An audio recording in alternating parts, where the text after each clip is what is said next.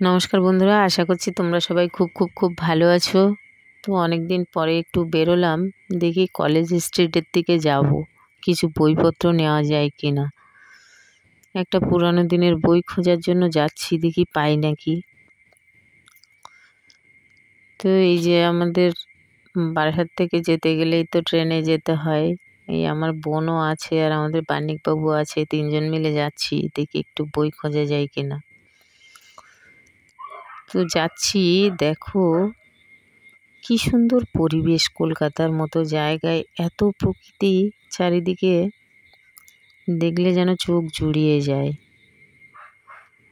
চারিদিকে প্রকৃতিতে ঘেরা।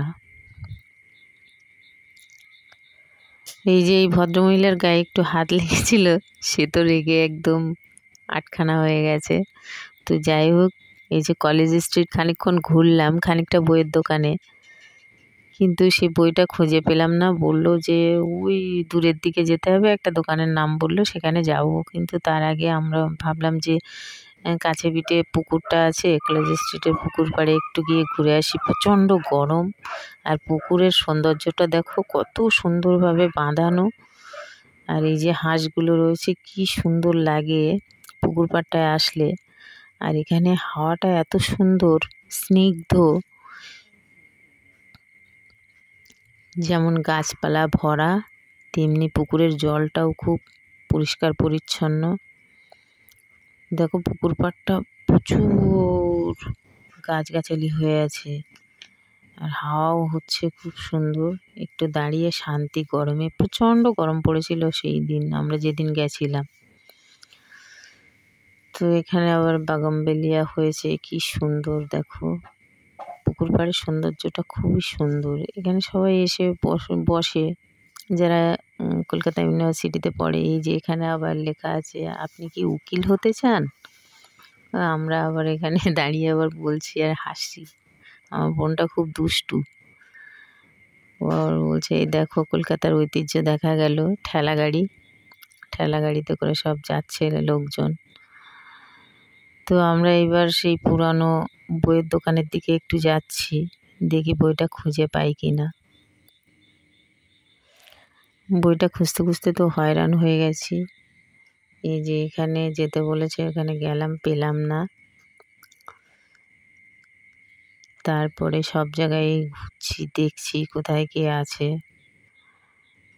কোথাও খুঁজে পাওয়া যাচ্ছে না বইটা।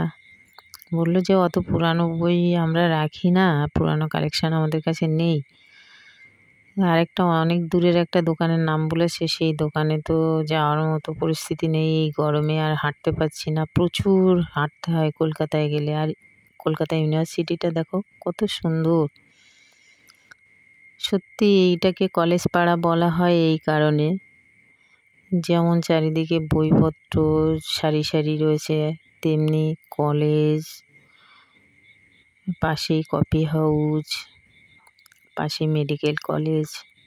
সেই জন্যই হয়তো কলেজ স্ট্রিটটা এখানে গড়ে উঠেছিল। যেখানে যত পরিমাণে পড়াশুনো উন্নত জায়গা, সেখানেই তো বইপত্র থাকবে, এটাই তো স্বাভাবিক। এই যে বইপত্র খুঁজছি সব দোকানে দোকানে জিজ্ঞেস করা হচ্ছে, আমাদের বান্নিকবাবু জিজ্ঞেস করছে আর হাঁটছে, কিন্তু বইটা কোথাও পাওয়া যাচ্ছে না। কি আর করা যাবে, খুঁজেই পেলাম না। অগত্যা আমরা ফিরে আসতে বাধ্য হচ্ছি।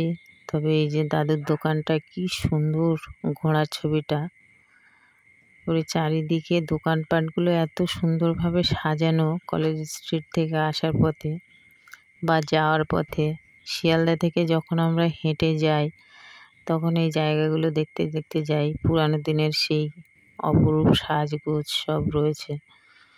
দেখো বই ভরা ভরা রয়েছে, কিন্তু আমার সেই বইটা আর খুঁজে পাওয়া গেল না।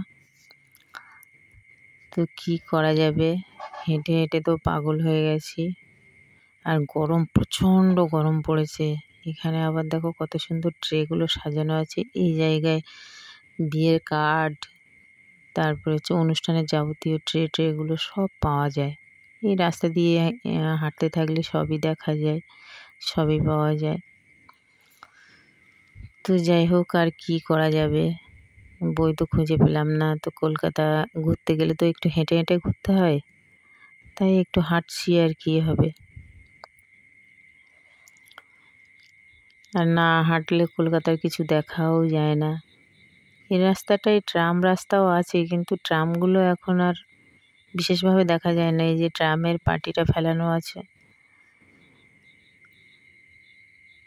তো দেখো, শিয়ালদা তো শিয়ালদায় সেই ভিড়। আমার আজকের ব্লগটি এই পর্যন্তই। ভালো লাগলে একটা লাইক করে দিও। টাটা।